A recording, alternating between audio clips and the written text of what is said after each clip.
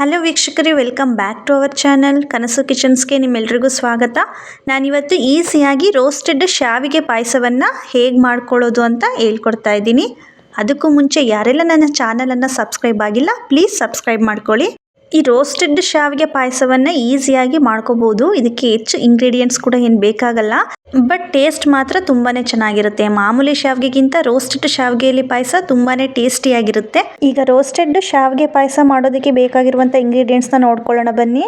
1 bowl roasted ಶಾವಿಗೆ ತೊಗೊಂಡಿದ್ದೀನಿ, 1 bowl ಹಾಲು, ಏಲಕ್ಕಿ, 2 ಟೇಬಲ್ ಸ್ಪೂನಷ್ಟು ತುಪ್ಪ, ದ್ರಾಕ್ಷಿ ಗೋಡಂಬಿ ಮತ್ತು ಸಕ್ಕರೆ. ಈಗ ಹೇಗೆ ಮಾಡೋದು ಅಂತ ನೋಡೋಣ ಬನ್ನಿ. ಫಸ್ಟು ಸ್ಟವ್ನ ಆನ್ ಮಾಡಿಕೊಂಡು ಒಂದು ಕಡಾಯಿನ ಇಟ್ಕೊಳ್ಳಿ. ಇದಕ್ಕೆ 2 ಟೇಬಲ್ ಸ್ಪೂನಷ್ಟು ತುಪ್ಪವನ್ನು ಹಾಕೋತಾ ಇದ್ದೀನಿ. ತುಪ್ಪ ಬಿಸಿ ಆದಮೇಲೆ ದ್ರಾಕ್ಷಿ ಗೋಡಂಬಿಯನ್ನು ಹಾಕ್ಕೊಂಡು ಕ್ಲೀನಾಗಿ ಫ್ರೈ ಮಾಡ್ಕೊಳ್ಳಿ. ನಾನೀಗ ದ್ರಾಕ್ಷಿ ಗೋಡಂಬಿಯನ್ನು ಹಾಕೋತಾ ಇದ್ದೀನಿ. ಹಾಕ್ಕೊಂಡು ಕ್ಲೀನಾಗಿ ಫ್ರೈ ಮಾಡ್ಕೊಳ್ಳಿ. ನೀವು ಇದಕ್ಕೆ ಎಕ್ಸ್ಟ್ರಾ ಬೇಕಾದ್ರೆ ಬಾದಾಮಿ ಮತ್ತು ಪಿಸ್ತವನ್ನು ಕೂಡ ಆ್ಯಡ್ ಮಾಡ್ಕೋಬೋದು. ನೋಡ್ತಾ ಇರ್ಬೋದು ದ್ರಾಕ್ಷಿ ಗೋಡಂಬಿ ಕ್ಲೀನಾಗಿ ಫ್ರೈ ಆಗಿದೆ. ನಾನೀಗ ಶಿಫ್ಟ್ ಮಾಡ್ಕೋತೀನಿ ಬೌಲ್ಗೆ.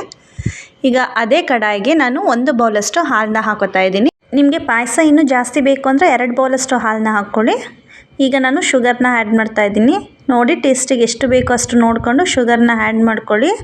ಶುಗರ್ ಪೂರ್ತಿ ಹಾಲಲ್ಲಿ ಕರಗಿದ ಮೇಲೆ ಕುದಿ ಬರಬೇಕದು, ಸ್ವಲ್ಪ ಕುದಿ ಹತ್ತಬೇಕು ಹಾಲು. ನೋಡಿ ಈ ರೀತಿ ಕುದಿ ಹತ್ತಿದ ಮೇಲೆ ಶಾವಿಗೆಯನ್ನು ತೊಗೊಂಡಿದ್ವಿ ಅಲ್ವಾ ನಾವು, ಅದನ್ನು ಹಾಕ್ಕೊಂಡು ಮಿಕ್ಸ್ ಮಾಡಬೇಕು. ಈ ಶಾವಿಗೆಯನ್ನು ಹುರ್ಕೊಳ್ಳೋ ಅವಶ್ಯಕತೆ ಇಲ್ಲ. ಇದು ರೋಸ್ಟೆಡ್ ಶಾವಿಗೆ ಎಲ್ಲ ದಿನಸಿ ಅಂಗಡಿಯಲ್ಲೂ ಸಿಗುತ್ತೆ, ನೀವು ಕೇಳಿದರೆ ಕೊಡ್ತಾರೆ. ನೋಡಿ ಈಗ ಈ ರೀತಿ ಆಗಿದೆ. ಈ ಶಾವಿಗೆ ಪಾಯಸ ತುಂಬಾ ಚೆನ್ನಾಗಿರುತ್ತೆ ಮಾಮೂಲಿ ಶಾವಿಗೆಗಿಂತ. ಈಗ ದ್ರಾಕ್ಷಿ ಗೋಡಂಬಿಯನ್ನು ಆ್ಯಡ್ ಮಾಡ್ಕೋತಾ ಇದ್ದೀನಿ. ಏಲಕ್ಕಿ ಪೌಡರ್ನ ಹಾಕ್ಕೊಂಡು ಮಿಕ್ಸ್ ಮಾಡ್ಕೊಳ್ಳಿ.